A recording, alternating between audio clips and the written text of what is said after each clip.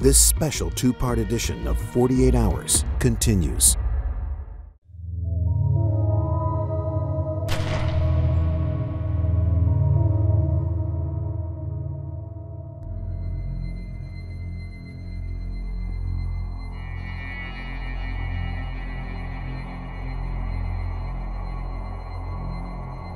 Multi-millionaire Darren Mack is facing life in prison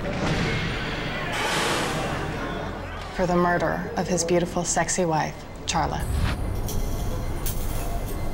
There is a mountain of incriminating evidence against Darren.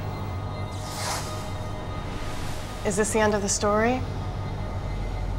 Not by a long shot.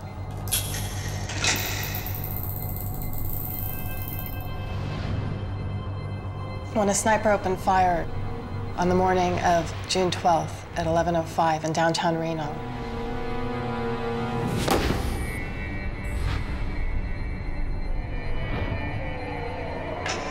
the judge was rushed to the hospital in critical condition. No one could have imagined the horror that had taken place only a few miles away 2 hours earlier.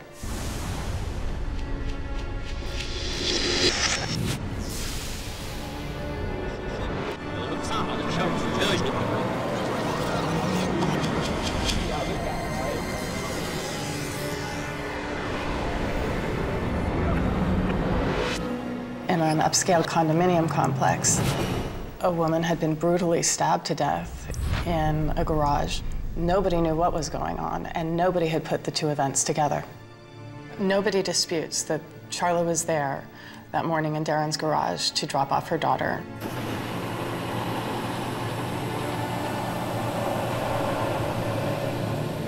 Charla was so afraid of Darren, so most people think he must have made some sort of promise that he was going to end the fight over their divorce if she would just come in and talk to him. That is the only reason most people think she would have gone into that garage.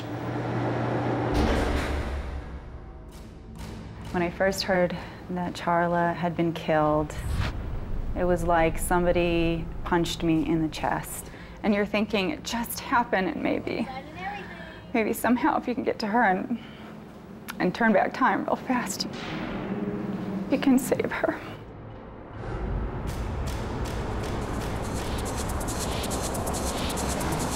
At one point, I think the Macks were a happily married couple.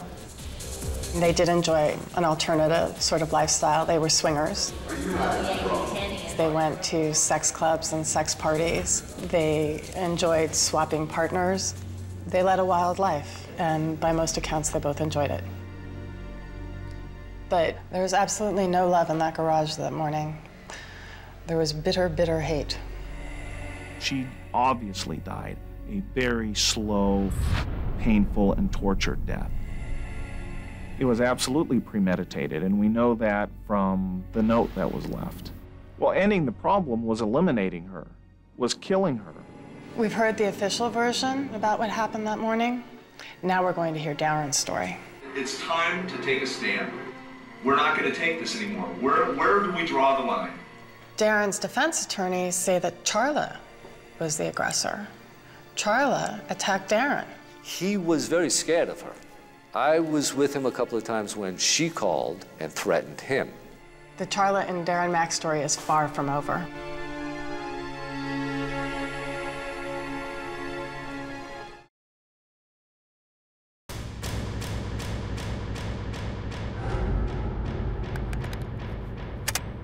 Just one day before Charla Mack was murdered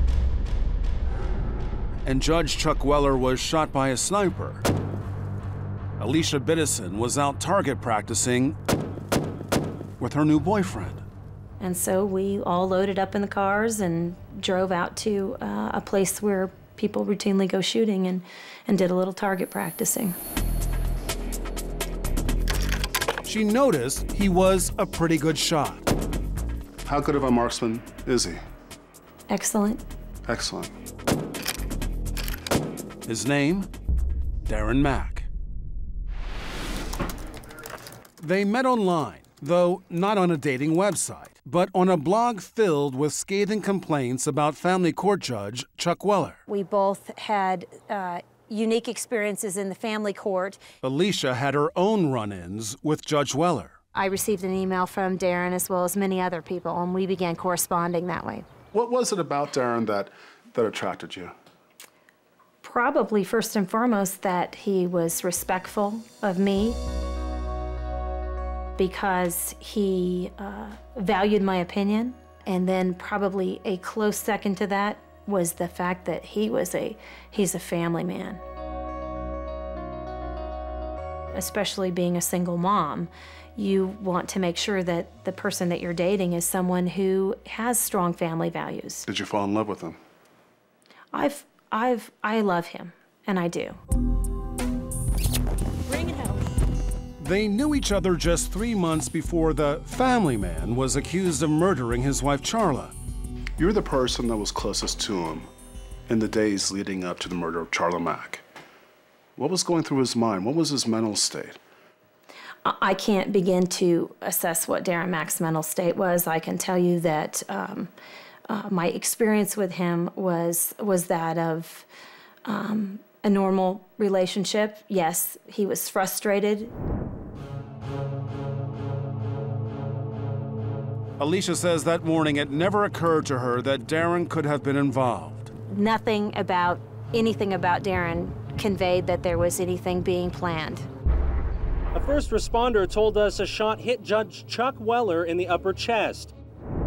What came into my mind was, I've got to call Darren and tell him this is unbelievable. I mean, we knew lots of people didn't like Judge Weller, and rightly so. There was a lot of people out there who really didn't like this judge. So you're at work and you hear that Judge Weller had been shot. And what was your reaction? What did you do? Picked up the phone and called Darren. And what did he say? He just said he was really busy at the time and he'd call me back. And that was the last time I spoke with him. When Garrett Idols spoke to Darren that morning, he had no clue that within hours, there would be a massive manhunt on for his friend. The prime suspect, Darren Mack. Did you notice anything in his voice, any kind of panic or? When I didn't reach him, I immediately text messaged him saying, you know, Judge Weller's been shot, call me. Alicia never heard back from Darren that day, and by 4:30 that afternoon, she knew why. For the shooting of Judge Chuck Weller, we are now seeking Darren Mack. This individual was a sniper. It was a shock to you? Absolutely. And at that time, did you also fear for your own safety? No. Her only fear at that point was whether she too was under suspicion, since they'd been together just the day before at the shooting range. So there was a decision made to call a friend of mine who is a sheriff, a local sheriff, and ask him, well, what do I do? Am I a suspect? Do I go home? It was only then she heard the most shocking news of all. It is a homicide investigation. Charla Mack was found murdered on the floor of Darren's garage. And I said, what? What are you talking about? And I said, I don't know, you know, I couldn't believe any of it. This can't be happening. The next time Darren and Alicia saw each other was for a jailhouse visit several weeks after his return from Mexico. It was a very emotional kind of reunion, I guess you would call it. Having, you know, seeing him again for the first time and realizing the full gravity of what had happened and how life was never going to be the same again. Darren Mack plans to testify at his trial about what drove him to kill Charla. I loved her as deeply as a man can love a woman. And when it wasn't that way, it was as painful as anything I've ever experienced. Mr. Mack, I'll remind you that you're still under oath, okay? He will tell a jury, as he told True TV, I went to even the battered woman's thing to get a temporary restraining order. That he lived in fear of his own wife. I even at one point called my friend. I went and got his bulletproof vest and started wearing that anytime I was forced to meet with Charla alone. And alone with Charla in that garage, it was she, Darren says, who attacked him.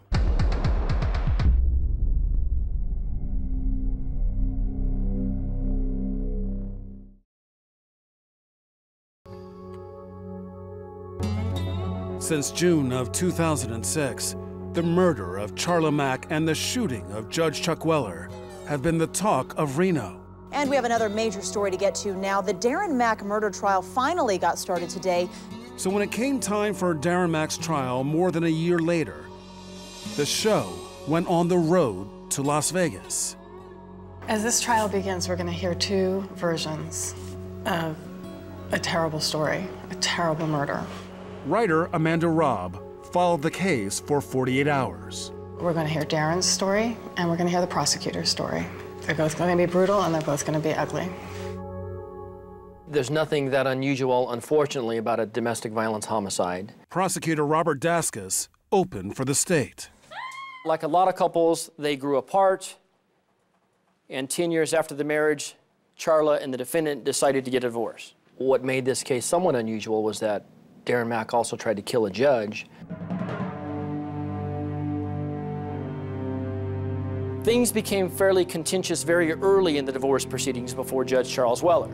A big part of the state's case would be these recordings from Judge Weller's courtroom showing the bitterness of the Mack's divorce. Over and over, they lie, lie, lie. This courtroom battle went on for over a year and a half, mostly about money. Charla needs some money immediately. I don't have any money.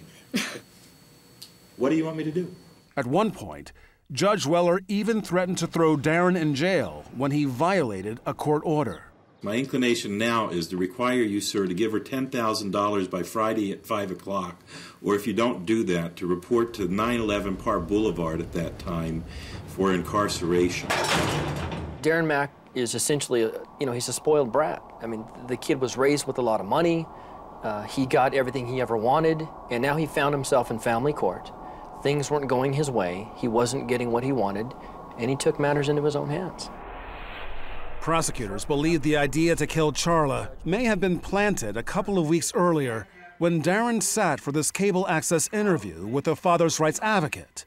Mack railed against Weller. That is the family court system. My experience of it under Judge Weller is it reminds me much more about what I've studied in school about Nazi Germany. And then there was this chilling remark from host William Wagner to Darren. You're actually, better off to murder your spouse and then plead insanity and you'll be out in 7 years. Have your kids. What was Darren Mack's reaction when that comment was made? He didn't say anything, but you could see his facial reaction. It was almost like he absorbed it and realized it might be a good idea. Kind of almost as though a light went off. At some point following this interview, prosecutors say, Darren took this advice a step further and actually wrote a to-do list for his crime spree. It's not every day that you have a script basically laying out what's going to happen in a murder case. Friends Ann and Christine say that morning began like so many others. When she got in her car with Erica that morning and the dog, her intention was to drive Erica and do the exchange. And never in a million years did she leave her house that day and think, I should be worried about this. Charla was murdered in a very brutal way. She clearly suffered defensive wounds on her arms and on her legs. She was clearly drugged from one area to another. We see blood spatter on the walls of the garage and on the floor of the garage. Although we don't know exactly what happened, we know she put up quite a fight. Ultimately, she lost that fight. Charla Mack was 5'4", 120 pounds. Darren Mack was close to 6 feet, 200 pounds. Charla Mack didn't stand a chance. Less than 2 hours later, Darren Mack could check one more thing off that to-do list. As Judge Chuck Weller lay bleeding on the floor of his chambers. The next question was, who fired the bullet? Well, if there's a common denominator between Charla Mack and Judge Weller, it's the defendant, Darren Mack. Certainly that doesn't prove he fired the shot. Several other things will. Ladies and gentlemen, you've heard from the state. Now, it was Darren's turn, as defense attorney Scott Freeman opened with scenes of a very troubled marriage. He thought he'd hit the lottery with this woman. Funny, smart, beautiful, physically fit. Darren was not aware of the dark side of Charla prior to marriage. She also was not aware of her ability to be physically violent and physically abusive towards Darren. The defense spared the jury no detail in describing the Mack's marriage. Charla had an unusual sexual appetite. She liked women. She liked swing with men and women. Charla, do some poses. She could be kind and giving in public. She could be violent and abusive at home. It was too much for Darren to take. Darren told friends he started carrying a knife and a gun for protection. Yet, in their last court appearance together, it was Charla who said she was afraid. But he gets so angry and so whipped up that I just don't feel comfortable right now knowing personally where I live. And it's not about Erica, it's really about me. And I just would like to wait until the whole thing is resolved. Charla did want protection. Darren did want protection. They both asked for it, and they didn't get it. And one person is still alive. Yes, that I'm not denying that. And one person defended his own life. And now, for the first time, defense attorneys revealed Darren's version of events. The morning Charla and Darren were face to face in that garage. Charla arrived about 9:15. Charla begins to threaten, and the rubber band starts to pull. The name-calling from Charla began. The terrorist split personality reared its evil head. She transferred into pure hatred. The rubber band is pulling. According to Darren, the fight escalated, and when he turned his back on her, Charla knocked him to the ground. Darren says that's when the gun he was carrying fell out of his pocket.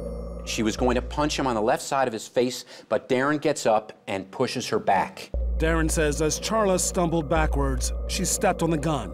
He claims she picked it up and aimed it right at him. Charla, give me the gun, Darren says with his left hand. It's loaded. Charla looks at the gun, pulls the hammer back, smiles, and fires. Just like that, the rubber band breaks. Darren claimed the gun had misfired, which may or may not explain why there was no evidence of gunplay. And this is the first time, by the way, that prosecutors heard anything about a gun in the garage. Darren's worst fears were realized at that moment. Charla was really going to kill him. According to Darren, Charla tried to pull the trigger again, but this time, he was ready for her with his knife. They are both struggling on the ground. Darren plunges the knife into her neck once. Charla's violence has stopped. Defense attorney David Chesnoff picks up Darren's story from that morning's crime spree. He's like a soldier. He's a soldier for a just cause. That's how he sees this. Everything is happening basically on automatic pilot, which is consistent with somebody suffering from the delusions that Darren Mack was suffering from at the time that he went and shot Judge Weller. The defense says Darren went into that delusional state of mind after Charla allegedly put the gun in his face. Darren thought that Charla had slept with Judge Weller. Delusion, I hope. We'll ask Judge Weller when he comes here. Chesnoff says they will prove Darren was still delusional when he managed to hit Judge Weller in a single shot from 170 yards away. Did Judge Weller fuel Darren's delusions? You bet he did. Darren's attorneys were trying a unique defense strategy. Self-defense in the murder of Charla Mack, and insanity for the attempted murder of Judge Chuck Weller. Is Darren Mack insane? No. No.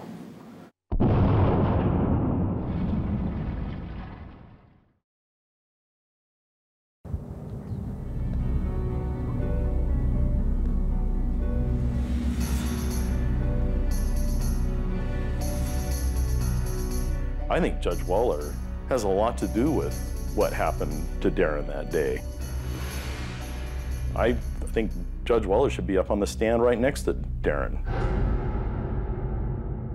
Despite the horrible details revealed at trial, I mean, if it wasn't for Judge Weller, none of this would have happened. Darren Mack still has supporters like Garrett Idle. Help me understand that line of thinking. If it wasn't for Judge Weller, Charla Mack would be alive today? If Judge Weller handled his courtroom with a little more human touch, a little more compassion, I think that a lot of people wouldn't be so destroyed. Garrett met Darren through a divorce support group. How were you treated by Judge Weller? Like a piece of garbage. He told me if I couldn't pay my child support, doing my career line of work now, that I should go flip burgers. Go flip burgers? Excuse me? Alicia Biddison claims Judge Weller crossed the line with her too when she was before him for that custody dispute. How did Judge Weller conduct himself? He was unprofessional, he was rude, and he made highly inappropriate comments. Alicia was then a captain in the Army, and she says Weller accused her of being upset because her child's father moved on. I took offense to the statement that I was chasing a lieutenant colonel and I was just bitter about not getting myself a lieutenant colonel. And I needed to get over that, and I needed to get on with my life. As his friends see it, Darren's own frustrations led him to that parking garage to send Judge Weller a message. And I think he just wanted to injure him and to expose his courtroom, his corruption. You believe that? If Darren wanted to kill Judge Weller, he could have done so. What do you make of Darren Mack's claim that he didn't intend on killing Judge Weller? Do you believe that? No. He just wanted no, to scare him. No, he wanted to send a message. I think that's Darren Mack's ego because he didn't kill him. State may call the next witness. Thank you, Judge Charles Weller. In a rare turn of events, Judge Chuck Weller found himself on the witness stand. In the couple of months before I was shot, there were blogs on a couple of websites, and there were some just horrible attacks on me, calling me Hitler, saying that I was unfair, that I was biased, that I was corrupt. I knew some people from Nevadans for Equal Parenting. I had some sympathy for some of their views. Concerned, Judge Weller approached the head of the group and asked him about the negative blogs. Why is this happening? And he said, I thought Darryl, but perhaps he said Darren Mack. He told me that Darren Mack was behind it. Weller remembered this conversation and gave police the details from his hospital bed. And what was the name you told the detective? Darryl Mack.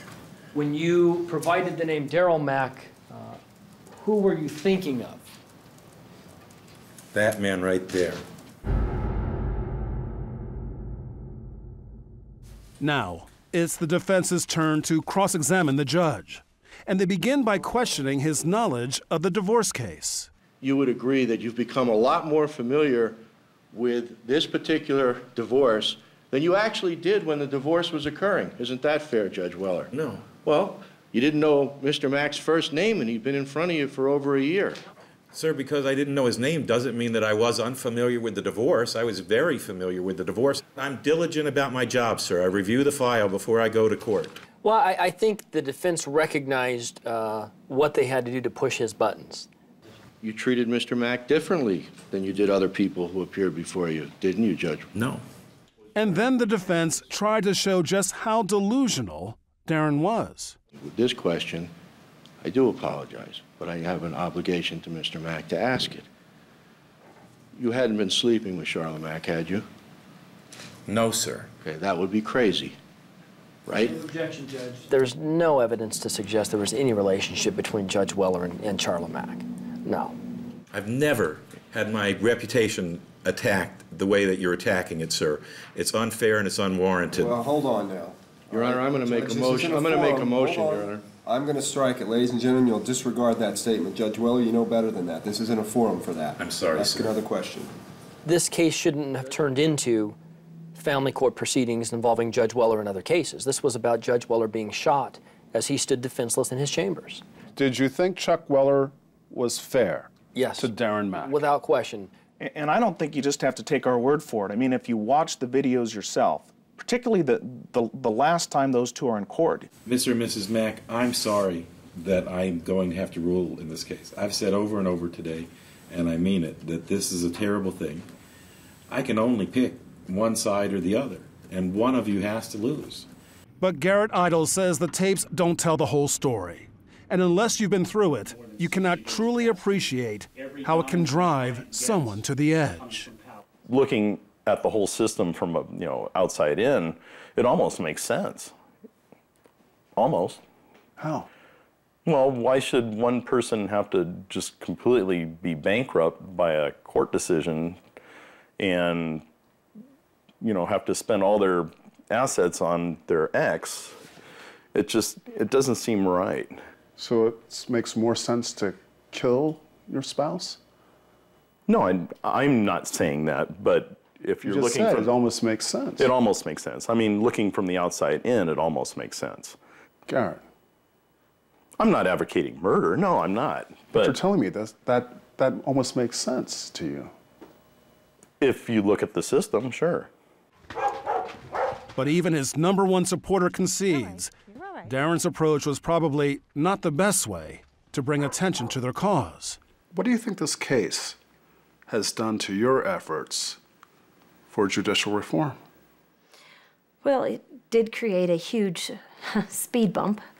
Alicia says that won't stop her fight to try and improve the family court system. And it definitely won't stop her from fighting for the man she loves. Why are you still standing by his side? After learning everything that's been put out there during the course of that trial, you know about the details of how Charla Mack was slaughtered, and you're still there. You're still by his side. Charla Mack was not slaughtered. And I'm sorry. There is a difference between a stab wound and... It wasn't just a stab wound. Well, her throat I've was seen the cut, medical examiner's and I've report. seen the pictures as well. You're still there. I am, because what I believe in is truth and justice for all.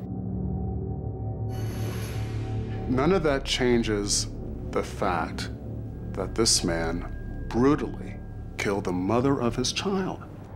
He defended his life.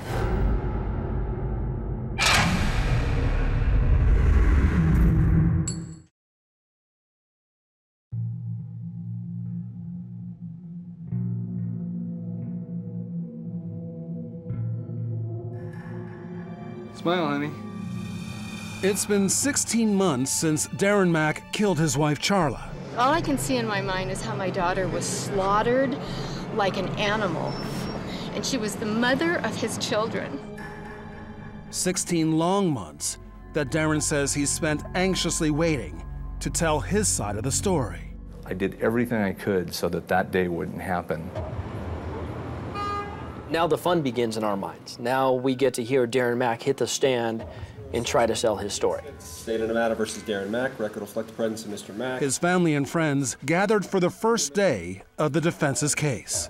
We were going to get to hug Darren and encourage him because he was going to be testifying. But over the weekend, there had been a change of plans. So instead of taking the stand... As to count 1, murder of the first degree, how do you plead? Darren took a deal. I'm accepting the guilty plea. It was what? We were all just shocked. Before I accept your plea, I need to be satisfied that it's freely and voluntarily made, is it? Yes. He would admit to murdering Charla, and in return, he would have a better shot at parole. You willfully, feloniously, and without authority of law stabbed Ed into the body of Charla Mack, causing her death. Is that correct? That's correct. And that was done with premeditation and deliberation. Is that correct? That's correct. What we were being fed is, this is what's happening, this is why, and we're trying to save Darren's life, so we gotta take this. We've given him hope, we've given him an opportunity for his family and his kids to feel that he's not gonna be locked away in a max prison forever. I have before me the written plea agreement. As part of the plea deal, Darren also admitted there was enough evidence to find him guilty of the attempted murder of Judge Weller. Shooting at the judiciary is not the proper form of political redress. But in the same breath, And also, I want one other thing I'd like to tell you. He also managed to take a parting shot at Judge Weller by praising Judge Herndon. And I really appreciate Your Honor's integrity. I have much at stake. It's been a pleasure to have somebody who really takes their job seriously. And in a private meeting, he also thanked the men who were trying to convict him, Robert Daskis and Christopher Lawley. And Darren Mack shook our hands and thanked us for being professional, for acting like gentlemen. What was that meeting like? It was a little unusual. Doesn't happen every day. A bit surreal. But things were about to get even more surreal. This is breaking news. Just 3 weeks later, a strange turn of events in the Darren Mack murder case. Darren Mack announced he had fired his attorneys and wanted to withdraw his guilty plea. Darren Mack had buyer's remorse. That's the bottom line. Buyer's remorse. Buyer's remorse. Whenever you have somebody who basically signs up for spending just about the rest of their life in prison, it's not unusual for them to start having second thoughts about that. Darren alleges his attorneys were just in it for the money. It was money until they got the money, and then it was take the deal because you have no hope. The high-profile attorneys were out, and local Reno attorney William Rustis was in.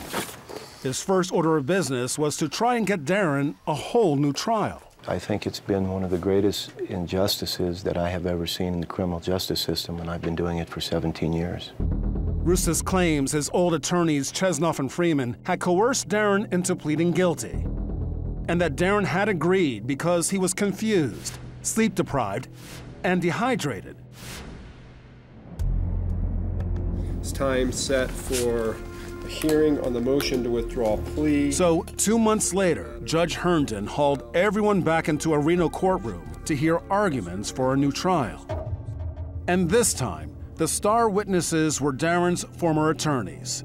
They took the stand to defend themselves and the dual strategy of self-defense and insanity. You could bring in any competent expert. Darren Mack is not insane. It's an absolute joke what they did. You're not competent to argue self-defense if you're insane. But David Chesnoff explains that it was Darren who insisted on the split defense. Am I correct that Darren Mack is the one that said, I'm not going with an insanity defense on Charlotte? This was self-defense. Yeah, there's no question about that. And you did not think that was a smart thing to do? No, because he came to the garage with a knife and a gun in his pocket. By calling his former lawyers to the stand, Darren waived his right to attorney-client privilege. So what he had told them could now be used against him. He had expressed to you all that he previously thought about having Charla killed? Yes. And I also had discovery that he had solicited somebody to kill her. There were actually police reports where Darren had solicited an individual in Clark County to kill Charla Mack and a family court judge. Murder for hire? Yes. This was an incredibly difficult case to defend. The damning revelations from Chesnoff kept on coming. Darren had told us that after he stabbed her, he put his knee on her head and she was gurgling. When he told that to us in preparing for his testimony, I got physically ill. Darren's case continued to unravel as his other former attorney reluctantly takes the stand. This is a horribly disturbing situation I'm in right now. Because when I learn something from my client, I'm not telling anybody. But under oath, Scott Freeman is forced to reveal that Darren never mentioned a gun in their initial conversation about what happened in the garage. So the second conversation, he had indicated to me that he had meditated on what we had talked about and described to me in fairly significant detail what had occurred in the garage that included this gun. Darren told Freeman that he had thrown the gun into a dumpster. But when Freeman went to look, there was no dumpster, and therefore, no gun. I had two concerns. The first concern was that perhaps Mr. Mack was being less than candid with me, or alternatively, the dumpster had been moved. So I decided to go with the dumpster had been moved as opposed to him being less than candid with me. Your Honor, the defense will call Darren Mack to the stand. Darren Mack finally gets his chance on the witness stand. You have this very first meeting with Mr. Freeman and Mr. Chesnoff, and you never mention a gun, correct? That is correct. You never mention a dumpster, correct? That is correct. Is there any evidence to support his claim that she pointed a gun at him? No. None at all. Nothing other than his word.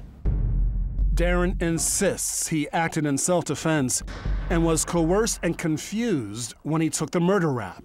That I've been that manipulated and gotten to a place where they got me to say what I said was so upsetting and horrifying. It was like a psychological rape. I mean, I have a whole new compassion for women who are raped. It's not just the sex that's taken from them, it's their will. And that is like one of the most horrifying things, to have your will taken from you. Darren Mack is always the victim. In family court, he believes he's the victim. In the criminal proceeding, he thinks he was the victim. You know, Darren Mack is not always the victim. He doesn't get what he wants, and then he tries to get himself out of the situation he finds himself. But you never told your lawyers you were sleep deprived, did you? Yes, I did. You did? Yeah. I didn't say it in those words, but I said I wasn't getting much sleep. You never told your lawyers you were heat exhausted, did you? I did not. You never told your lawyers you were dehydrated? I told them I was very thirsty. After 3 days of testimony, closing arguments. I think what is abundantly clear from the testimony of Mr. Chesnoff and Mr. Freeman is that they cared about this defendant. They zealously represented him from the very beginning. And defense attorney William Rootsis makes a final plea to get Darren Mack another chance. The truth will set you free, not the fear of the truth. And that's what happened here, Judge. They were afraid of their own case. They tried to tailor this man to an insanity defense, and he is not insane.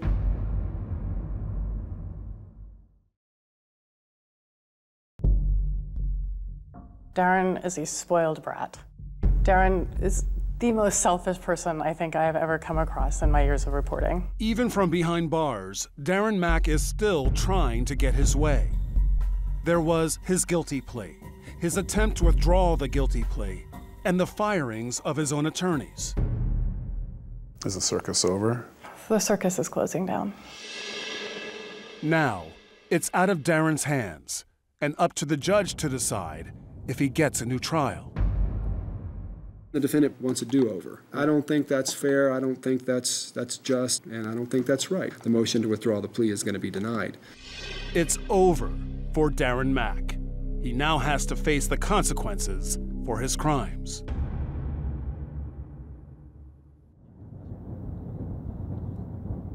One month later, at his sentencing, both families have a chance to speak.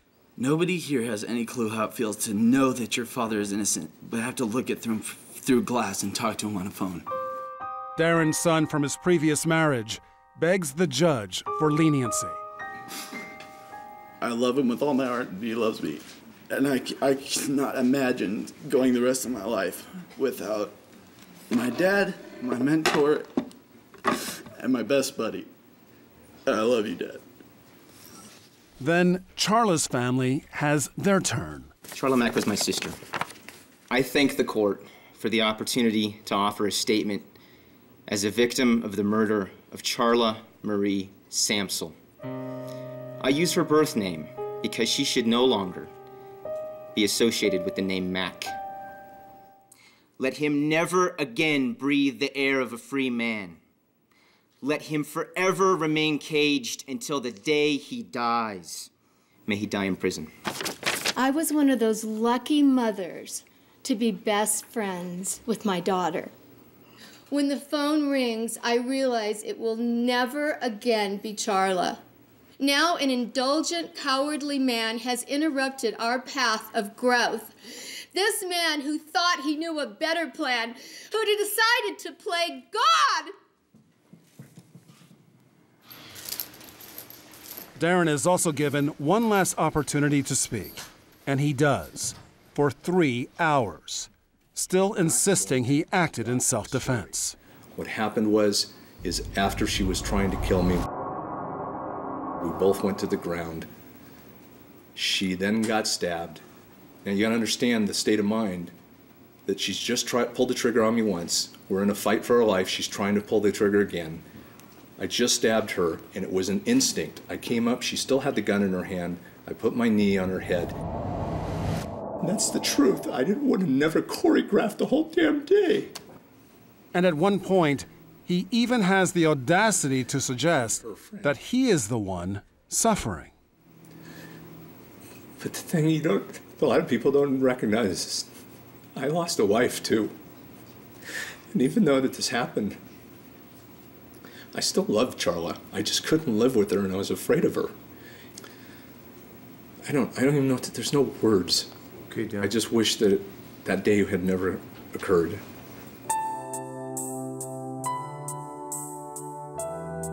Throughout the course of the entire trial, Darren Mack never uttered the words so many had hoped to hear. There was never a, I am sorry Charla Mack is dead. I'm sorry I shot the judge. And saying you're sorry is not a magic word. You don't automatically get a certain sentence by expressing sorrow to the court for what you've done. Which leads me to the conclusion, Mr. Mack, that you're not sorry.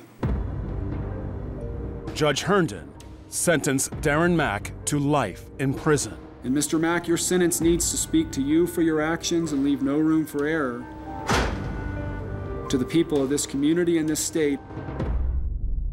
The judge then offers advice to the grandmothers who are left to raise the lone survivor of this terrible ordeal, Erica Mack, now 10 years old. Hopefully you don't raise an angry and spiteful child who doesn't know who in her family to trust. She needs to be raised with hugs and kisses and not talking bad about each of those people.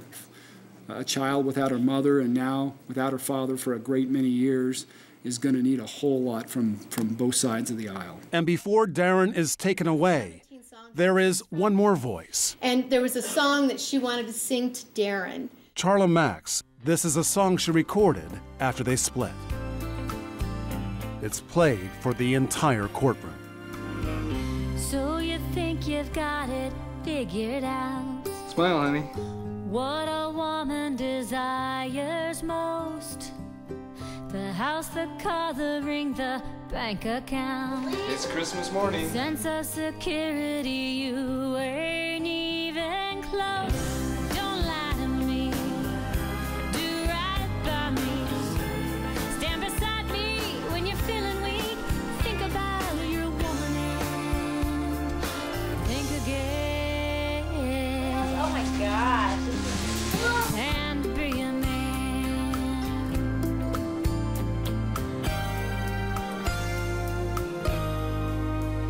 Darren Mack will be 83 years old before he is eligible for parole.